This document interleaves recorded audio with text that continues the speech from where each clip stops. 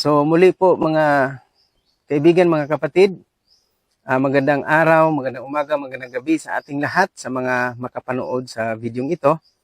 Saan mang panig kayo ng mundo. Ang ating pag-aaral ngayon ay dito po matatagpuan natin sa God's Amazing Grace, March 18. Ang pinaka-title ng ating pag-aaralan ay Christ's Name, Our Password. No? So, sabi dito sa John 14 verse 13, "Whatsoever ye shall ask in my name, that will I do, that the Father may be glorified in the Son." Through Christ, we may present our petition at the throne of grace. Through Him, unworthy as we are, we may obtain all spiritual blessings. Make your request known to your Maker. Never is one repulsed or who comes to Him with a contrite heart. Not one sincere prayer is lost. So this is the promise sa ating Panginoon, mga kapatid, na walang mawawala sa ating mga panalangin. Sometimes ma-feel natin na parang hindi dinidinig ng Diyos ang ating dalangin, pero alam niyo mga kapatid, based on my experience, na feel ko na ang lahat ng dalangin ko, mga kapatid, ay dininig talaga ng Panginoon. It's either yes or no. Pero makasigurado tayo na ang Diyos ay duminig sa ating mga dalangin sa pamamagitan ng pagbigay niya sa ating mga hinihingi at sa paghindi niya pagbigay sa ating mga hinihingi, dahil alam niya na yung kahahantungan minsan sa ating hinihingi ay hindi talaga nakakabuti sa atin. No? Sabi dito, amid the anthems of the celestial choir, God hears the cries of the weakest human being. We pour out our heart's desire in our closets. We breathe a prayer as we walk by the way, and our words reach the throne of the monarch of the universe. Sa pamamagitan ng ating mga dalangin at i-address natin sa ating Panginoon Kristo, mga kapatid, our password, didinggin ng ating Panginoong Diyos ang ating mga dalangin. Sabi nga dito, and our words reach the throne of the monarch of the universe. They may be inaudible to any human ear, but they cannot die away into silence, nor can they be lost through the activities of business that are going on. So, sometimes tayo lang talaga mag-iisip na parang hindi dininig ng Diyos ang aking dalangin. Sabi nga dito, nothing can drown the soul's desire. It rises above the din of the street, above the confusion of the multitude, to the heavenly courts. It is God to whom we are speaking, and our prayer is heard. So, napakagandang promise, mga kapatid, na pinapaalam sa atin ng Panginoon. Hindi tayo ma-discourage na sometimes yung ating panalangin, feeling natin hindi nadidinig ng Panginoon. But sa ating pagsasalita sa Panginoon, sa pamamagitan ng ating panalangin, ang Diyos nakikinig sa atin, mga kapatid. Sabi dito, ask in my name. Christ says, Christ is the connecting link between God and man. He has promised His personal intercession. He places the whole virtue of His righteousness on the side of the suppliant. Siyempre, tinitingnan din ng Panginoon Diyos ang ating puso. Kung ang ating puso ay hindi ba makasarili.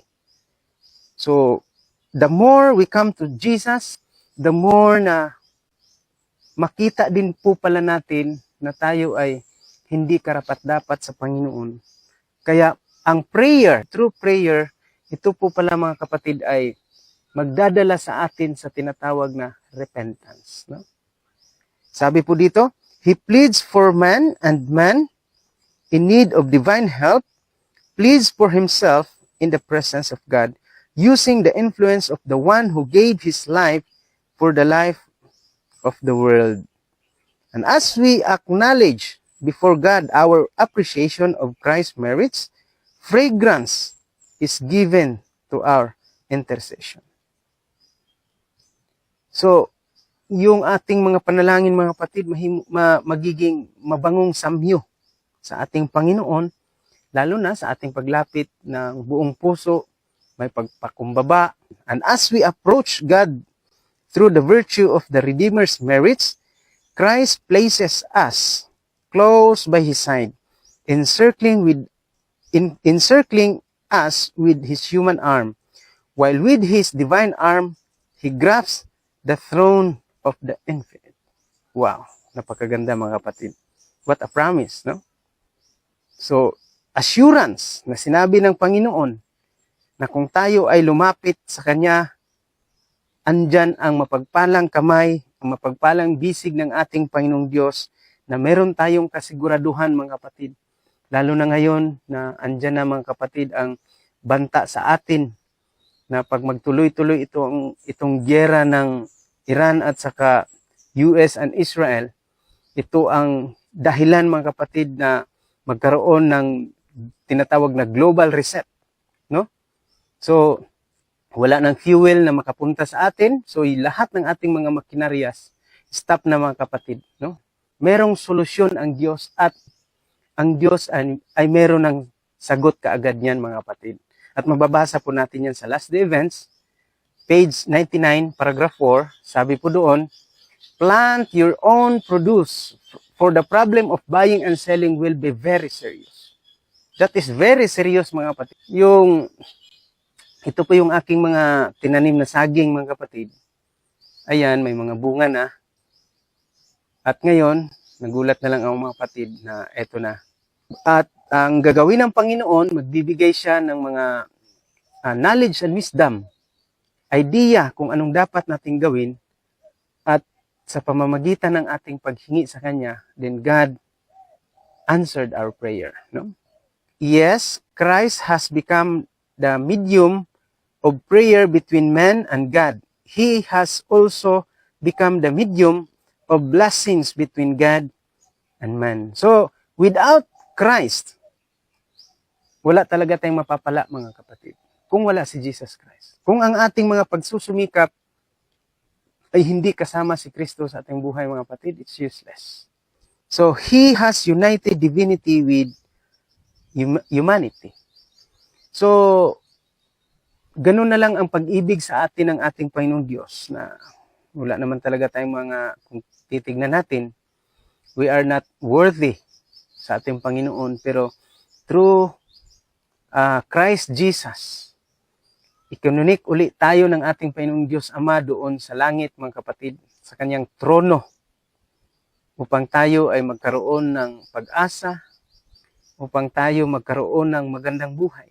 Sa totoo lang, ang ating buhay mga kapatid ay maganda. Hindi lang natin sometimes na-appreciate, it's because gusto natin, naghangad tayo ng mga bagay na mas iniisip natin na mas maganda pa. Lalo na mga material things. Pero kung titignan natin mga kapatid, araw-araw ay napakaganda ng ating buhay. Binigyan na ng Panginoon ang lahat ng ating mga pangangailangan. Yung buhay ka ngayon, yung humihinga ka ngayon, yung naririnig pa natin ngayon ang mga mensahe, yung mga words of courage galing sa salita ng ating Panginoon mga kapatid. Actually, that is a blessing. No? Yung buhay ka ngayon. Minsan kasi ilalagay tayo ng Panginoon mga kapatid doon sa tinatawag na unfavorable moment or situation sa ating buhay. At kung atin palang titignan yun, that is a blessing. It's because yun po pala ay part sa pag-polish ng ating karakter mga kapatid sa harap ng Panginoon. So, pray, sabi dito, pray. Yes, pray with unshaken faith and trust. The angel of the covenant, even our Lord Jesus Christ, is the mediator who secures the acceptance of the prayers of His believing ones. Wow! Grabing assurance mga kapatid na sa pamamagitan ng ating Panginoong Hesukristo, nandyan na lahat. unang-una nating hingiin mga kapatid is the robe of righteousness. Kasi kung wala sa atin ang katuwiran mga kapatid, dahil wala si Kristo sa buhay natin, ang kanyang katuwiran, useless ang ating buhay mga kapatid. Sa title pa lang ng ating pinag-aralan is, Christ's name is our password. So, through the name of Jesus Christ, our prayers ay madidinig ng ating Ama. Anuman ang ating hihingiin, ay ibibigay ng Diyos Ama sa pamamagitan ng anak na ating Panginoong Hesukristo. Dito po sa book na prayer mga kapatid, napakaganda po. Idugtong ko lang po sa ating pag-aaral. Our Savior identified Himself with our needs and weakness. In that, He became a suppliant, a petitioner, seeking from His Father fresh supplies of strength, that He might come forth braced for duty and trial. Na tayo mga mahinang nilalang mga kapatid ng dahil sa kasalanan, the more na tayo ay lalapit mga kapatid sa ating Panginoong Hesukristo, na hingiin natin ang tinatawag na fresh supplies of strength. Panibagong lakas na ibibigay sa atin ng ating Panginoong Diyos. Sabi dito, He is our example in all things. He is a brother in our infirmities.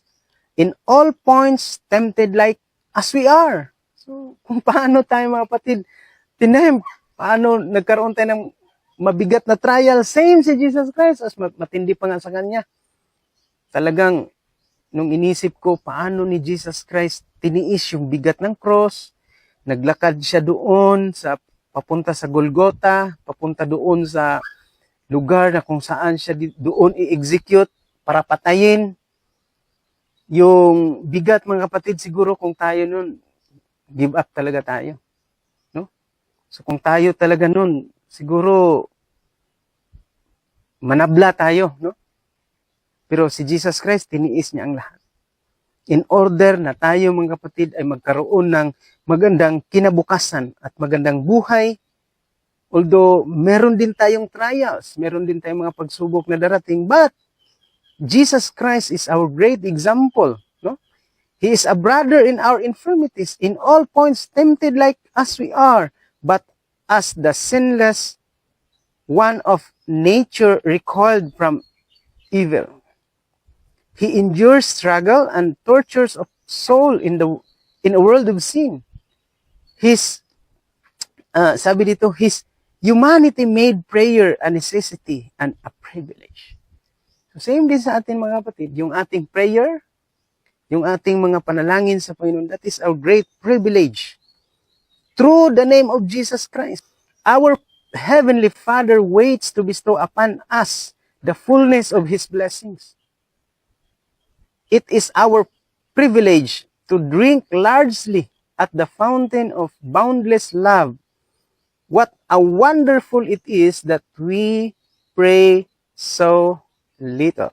God is ready and willing to hear the sincere prayer of the humblest of His children. And yet, there is much manifest reluctance of our part to make known our wants to God. May malaking siguro pagpapabaya sa atin, sa ating part, para ipaalam natin sa ating Diyos Ama through the name of Jesus ang ating mga pangangailangan. What can the angels of heaven think of poor, helpless human beings who are subject to temptation when God's heart of infinite love yearns toward them, ready to give them more than they can ask or think, and yet they pray so little and have so little faith. So, mga kapatid, itong mensaheng ito ngayon, nagpapakita sa atin to na meron tayong maraming pagkukulang. And through prayer, mga kapatid, sa pamamagitan ng ating Panginoon Kristo, all our prayer, God will answer, mga kapatid. The name of Jesus is our password. Na sa pamamagitan niya, yung ating mga panalangin, mga kapatid, ay nakakatiyak tayo na didinggin ng ating Panginoon. Sabi pa nga dito, the angels love to bow before God. They love to be near Him. So even ang mga angel, gustong-gusto nila na kumbaga, doon siya laging malapit doon sa Ama, sa Diyos. They regard communion with God as their highest joy. And yet, the children of earth who need so much the help that God can only give seem satisfied to walk without the light of His Spirit, the companionship of His presence. So, ipinakita dito mga kapatid, na tayong mga tao, maraming pagkukulang, especially sa prayer.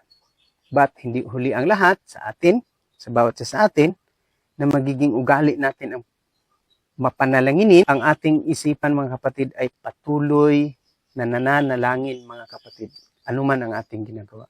Every breath should be a prayer mga kapatid. Sa ating part, as a mahinang tao dahil sa kasalanan, but through the name of Jesus Christ, magiging malakas tayo sapagkat siya ang ating lakas. Mga kapatid, I hope na nakapulot po kayo ng mga aral sa ating napag-aralan ngayon at magbibigay po yun ng lakas ng ating spiritual na buhay. Salamat sa inyong pakikinig at pagpalain po tayo ng ating Panginoong Diyos. Tayo po ay manalangin. Mapagpala po namin Diyos, maraming salamat sa iyong kabutihan, sa mga salita na aming narinig, na yan po ay makapagbibigay sa amin ng pag-asa. Na sa pamamagitan ng aming Panginoon Kristo, kayo po Diyos magbibigay sa amin ng mga bagay na aming hinihiling, anuman ang aming hihingiin, material man o espiritual, ipagkaloob niyo po sa amin sa pamamagitan ng inyong mga promise through the name of your Son Jesus. Salamat Panginoon sa inyong kabutihan. Patawarin niyo lamang kami saan mo man kami nasumpungan ng kasala at binabalik namin papurit pa sa salamat sa pangalan ni Jesus. Amen. Oh Lord, now I see that my days are all numbered, all the feasting and mourning, the love, work, and play. So when I lay down my life at your feet for a crown, may eternity ring with your praise. May eternity ring with your praise. May my days be